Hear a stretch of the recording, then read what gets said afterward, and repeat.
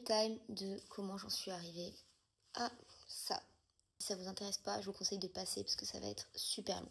Pour commencer, on va remettre les choses un peu dans le contexte. L'année dernière, pendant les championnats de France individuels, donc le 4 mai, le jour où j'ai fait championne de France, c'est le jour aussi où je me suis gravement blessée. À l'échauffement du saut, mon dernier agrès, l'une salto, et à la réception, ma cheville, elle s'est déchaussée. Je l'ai senti de suite, je suis allée strapper pour pouvoir finir la compétition parce qu'il me fallait un saut pour pouvoir au moins, je pense, faire le podium et le réussir pour pouvoir gagner, et c'est ce qui s'est passé. À la suite de ça, ma cheville s'est refroidie, elle a commencé à devenir énorme. De toute façon, je savais que ça allait être grave parce que vu la douleur que j'avais compris. Et donc, c'est là que commençait la descente aux enfers. Non, en vrai, elle avait commencé 3 jours plus tôt parce que je m'étais cassé le nez. Mais bon, c'est un petit détail parce qu'en vrai, ça va. Mon nez, il est un petit peu tordu, mais ça va. Sachant que c'était 3 jours avant les championnats de France et c'était aussi en saut. J'ai une malédiction, je ne sais pas. Bref, du coup, à la suite de ça, je fais tous les examens qu'il faut, je galère, j'en chie. Et bien sûr, dans ma tête, c'était, de toute façon, je serai de retour pour les équipes. Voilà, bien sûr. C'est pas je me soigne et je reviens. Non, c'est je serai de retour pour les équipes. L'erreur. J'ai pas pris au sérieux la blessure. Je me suis très très mal soignée. J'ai fait le test pour vous. Un conseil, quand vous êtes blessé, soignez-vous. Parce que si vous revenez trop vite, la suite, vous l'avez bientôt. Bref, donc voilà, j'ai fait le choix de faire les championnats de France par équipe. Grosse erreur de ma part. J'avais encore très mal. J'avais même pas refait encore mes complets en entier, mais j'avais refait le jour J. Hyper inconscient. Bref, l'été passe. Je pensais que ça allait aller mieux. J'avais moins mal, on va dire. Je reprends la saison, septembre. Et dès octobre, j'ai de nouveau mal. Mais sauf que ma cheville n'est pas gonflée, il n'y a rien. J'ai de nouveau mal.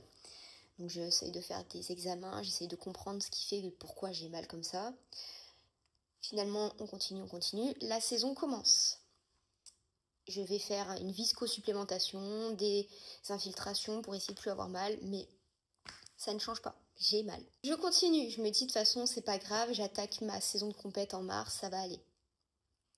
Faux. J'ai toujours mal.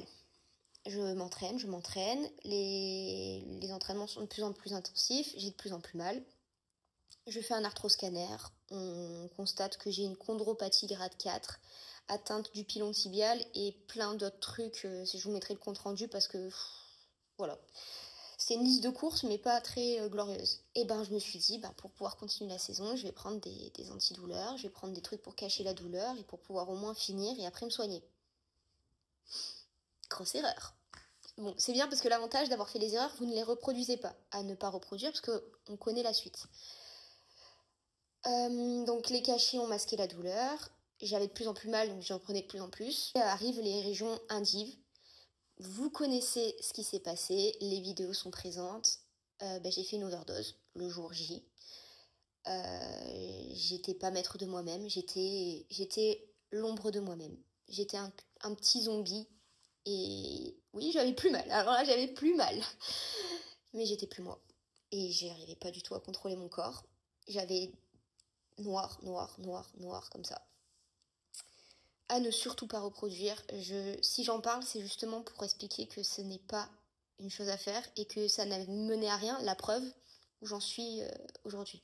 À la suite de ça, j'ai stoppé tous les cachets. Et alors là j'ai souffert. Et puis j'ai découvert que j'avais un problème au poignet. Parce que j'avais plus les petites douleurs entre guillemets. Donc mon poignet, je ne pouvais plus faire ça. Et ma cheville, marcher c'était compliqué. J'ai pris une semaine de repos et j'ai repris progressivement avec un programme allégé pour au moins pouvoir faire les compétitions équipe et finir la saison en équipe et en team gym. Du coup, c'est ce qui s'est passé, j'ai ralenti. Mon poignet, je me suis dit, après la région équipe, qu'est-ce que je vais faire? Je prends rendez-vous, comme ça on sait ce que j'ai et après, comme ça, je peux le soigner. Ça me permettait de quand même faire la région équipe, pardon. Et puis le poignet, c'était moins grave que la cheville, je le sentais. Je pouvais pas trop le poser, mais c'était moins grave que la cheville. J'ai continué, j'ai ralenti, j'ai fait moins de barres. Au lieu de faire 1h30, je faisais 20 minutes. Je faisais beaucoup moins de répétitions, mais j'étais prête. Dans ma tête, c'était bon, mes mouvements sont plus simples, sont plus faciles. Ça va bien se passer. Arrive la semaine avant les régions équipes. Je dis à mon chéri, s'il te plaît, je veux être plus légère, il faut que j'atteigne ce poids-là pour protéger mon poignet, ma cheville, limiter un peu les impacts, mais je ne veux pas faire de régime, je veux que ça soit un rééquilibrage et je veux que ça soit sain. Donc j'avais un programme tous les jours, j'avais plus de sucre, j'avais des légumes, j'avais de la viande, un peu moins de féculents. J'avais en fait le sevrage du sucre, mais pas de carence qui était créée. Et vraiment, je me sentais bien, j'avais réussi à perdre 3 kilos, j'étais vraiment à fond. Ça a bien aidé parce que j'ai réussi à récupérer le saut à l'entraînement. Le saut, j'arrivais à faire enfin ma lune salto sur les pieds, chose que on le voit à un moment donné quand je fais mon entraînement, je réussis et je suis vraiment en mode soulagement. Mais dans ce moment-là, je me dis, je sais pas pourquoi je le sens pas, le saut. Je le sens pas. Toute la semaine, j'ai fait du saut à fond. Je me suis dit, allez, va chercher les réceps. Selon comment j'allais chercher les réceps, je me disais, méfie-toi, tu seras en dur. Dans ma tête, c'était fais attention, les réceps, sois prudente. Donc j'en refaisais pour que ça soit clean. Milieu de semaine, on apprend que Elisa, donc notre coéquipière, se fracture le pied. Donc nous ne sommes plus que 3 pour 3 parce qu'on n'était que 4. Là, gros coup au moral. Mais non, c'était en France à 3. Eh bah oui, ça se voit depuis quelques temps. Puis après, je me suis dit, de toute façon, j'étais préparée, les filles se sont préparées, on se donne à fond, et puis on verra ce qui va se passer. Je me suis donnée à fond jusqu'à la fin de la semaine. J'ai fait test, ça s'est super bien passé. Je faisais des mouvements sans chute, j'ai récupéré mes valses en barre, enfin bref, tout allait bien. Ensuite, veille de partir, je prépare mes affaires. Pour la première fois de ma vie, je pars en compète. Chose à pas faire parce qu'en fait, il faut toujours avoir vos documents au cas où sur vous. Mais là, c'est la première fois où je me suis dit, je prends ma carte vitale, je prends ma carte d'identité, je prends tous mes papiers. Chose que je ne fais jamais. J'ai tout pris.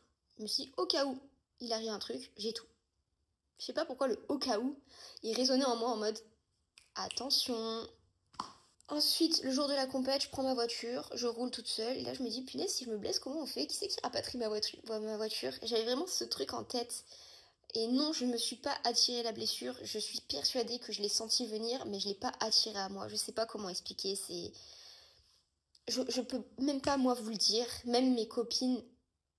Enfin, Julia, j'ai dédicacé à Julia qui l'a senti aussi. Elle m'a dit au moment où je t'ai fait le câlin, je savais qu'il allait se passer un truc. Je comprends pas, mais c'est... Parfois ça s'explique pas. Échauffement de la compétition, je suis dans un bon mood, je suis à fond, j'ai un peu moins mal parce qu'avec l'adrénaline, mon poignet, ma cheville, ça va. Et en plus, mon poignet, je m'étais dit, je fais la compète et lundi, première heure, je me fais soigner mon poignet et on sait ce que j'ai. J'avais pris rendez-vous chez le médecin, j'avais anticipé.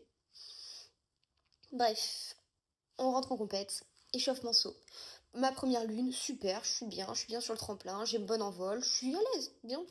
Lune salto d'échauffement, pouf, pilé. Trop fière de moi. Je me suis dit, punaise, le travail, il a payé, trop cool. Je fais un truc d'échauffement, très mal au poignet, mais c'est pas grave, c'est un petit détail, c'est un passage, voilà. Je me présente, je fais ma lune salto de compétition. Et à la réception, mon pied qui se redéchausse. Comme l'année dernière, à une semaine près. Je regarde Chloé, je dis, c'est fini. Là, il restait tous les agrès. C'est pas tu refais un saut et ça va sauver l'équipe. Non, on était 3, il restait tous les agrès. J'ai lamentablement dû abandonner la compétition parce que c'était pas possible. C'était très dur, franchement très dur d'avoir mal, d'être blessé, de voir que tu fous dans la merde toute ton équipe, ton nouveau club, ton entraîneur qui est là pour toi à l'entraînement, qui au final te voit de loin te blesser parce qu'elle peut même pas venir, parce qu'elle devait arriver pour les prochains agrès. En fait, tout s'est envoyé en l'air. En un saut. Une récep. Mon pied commence à bien sûr gonfler, je commence à plus pouvoir marcher. Laurine a décidé de m'amener aux urgences. Aux urgences qui nous envoient dans une autre urgence. Et c'est là que commence la story time un peu péripétie du coup. Parce que c'est pas drôle, hein. C'est une journée noire, il faut bien qu'elle soit noire. Pendant qu'on va au premier hôpital, il y a un monsieur qui nous descend la fenêtre et qui nous dit faites attention, laissez pas vos sacs dans les voitures, ici ils pètent les voitures et en plus vous n'êtes pas d'ici donc il y a moyen qu'ils vous embêtent quoi. Il dit, par contre, ne vous inquiétez pas, je suis policier. Je vous dis ça, mais... Enfin, vraiment, c'était un policier hyper gentil qui nous a dit ça. Je me suis dit, oh là là, il va nous attirer quoi, lui? Bref, je vais à l'hôpital. À l'hôpital, ils me font une radio. Ils me font attendre. Parce que du coup, en fait, ils m'ont fait une écho. Parce qu'ils disaient que ma cheville était trop abîmée. Et là, en fait, ils me sortent plein de trucs différents, des fissures, des arrachements osseux, des lésions de je sais pas quoi. Mais j'ai quoi, en fait? Je comprends pas, j'ai quoi? Elle me dit, mais en fait, on sait pas ce qui est récent, ce qui est ancien, ce qui date pas. Je dis, bah là, déjà, en interne, si j'ai mal, c'est pas normal, parce que j'avais pas mal avant en interne, j'avais mal qu'en externe. Donc, bon, normalement, il y a déjà l'arrachement osseux. Elle me dit, de toute façon, on va vous plâtrer, parce que là, il faut vraiment immobiliser cette cheville. D'où le plâtre. Ça, c'est ce qui... Voilà, c'était lourd, c'était très lourd. Donc, je suis plâtrée. On va pour prendre la voiture. Et là, Laurine qui me dit, on s'est fait casser la voiture et voler les sacs. Donc, au lieu de retourner à la compétition, on va essayer de porter plainte. On se retrouve dans le pire quartier des Chirolles. Le mec de l'assurance, quand je lui ai dit où on était, il m'a dit, Madame, remontez dans la voiture, partez vite d'ici. J'ai dit, mais je peux pas, je suis en plâtre. Et en fait, il m'avait pas donné de béquille aux urgences. D'où le fait que j'ai dû poser le talon comme j'ai pu pour essayer de marcher entre guillemets et m'enfuir de ce quartier qui craignait de ouf. Bref, au final, ils ont embarqué la voiture, donc il nous fallait un taxi pour rentrer. Donc on a eu le taxi mais qu'à minuit, alors que la compétition était finie à 20h30. Et que moi je m'étais blessée déjà à 15h. Non, 16h. Interminable, on est rentré à la maison, il était 3h30 du matin. Et 3h30 du matin... avec le pied en bas pendant toute la voiture, horrible. Et comme j'avais eu la chance de prendre rendez-vous pour mon poignet du lundi, qu'est-ce qui s'est passé? Je suis allée voir du coup le médecin en lui disant, bon, j'avais pris rendez-vous pour quelque chose, mais on va venir pour mon pied. Et donc, bien sûr, il peut pas dire ce que j'ai parce qu'il doit, je dois passer des examens. Donc, il m'a prescrit un scanner. Je vais devoir faire un scanner pour savoir exactement ce qui est d'actualité dans ma cheville. Ensuite, il m'a dit, par contre, je comprends pas, on fait plus trop des plâtres comme ça maintenant. Donc, si vous voulez, on enlève le plâtre et on met une botte. Il me dit, mais par contre, il faut venir avec la botte. Je dis, pas de souci. Je suis rentrée chez moi, je suis allée chercher la botte, je suis revenue. Et du coup, il m'a libérée. D'où le fait que j'ai gardé que 3 jours ce plâtre. Les petites ont dessiné dessus.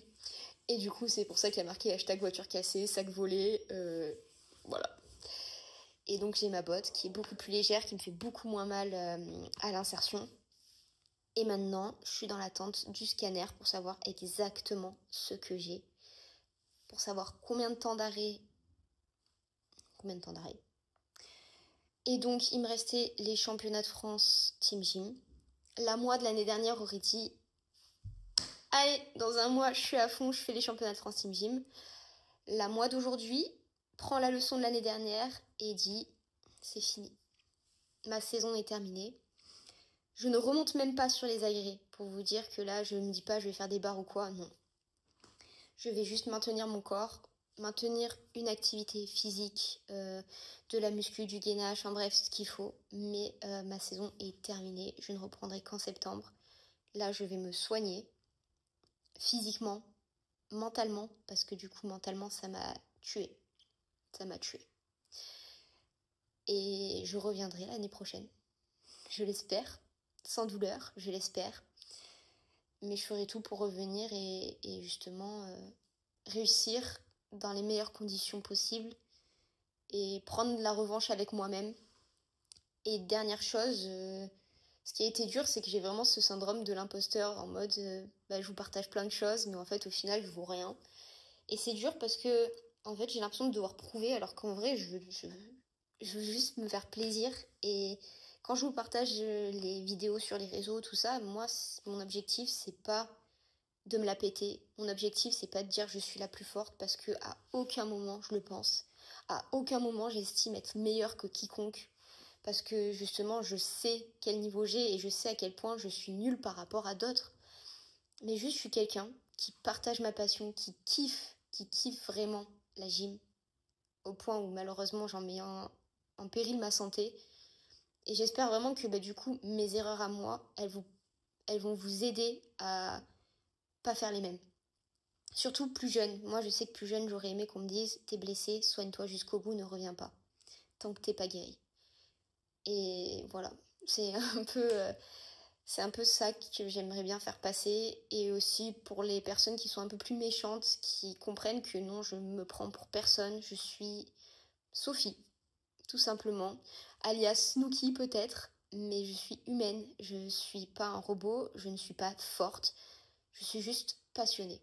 Passionnée et je cherche à prouver rien du tout. Je cherche juste à partager ma passion et montrer mes réussites, mes échecs, mes blessures. Voilà.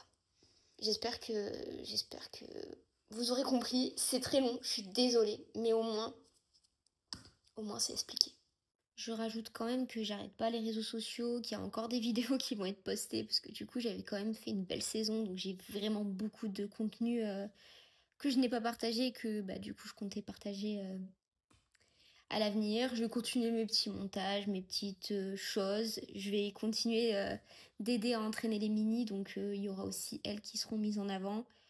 Mais voilà, je ne disparais pas des réseaux, juste moi, je disparais de l'entraînement. Mais j'ai tellement de réserves que en fait vous allez même pas vous dire ah elle a arrêté parce que je vais tellement publier que vous verrez pas. Mais moi de mon côté, je vais arrêter.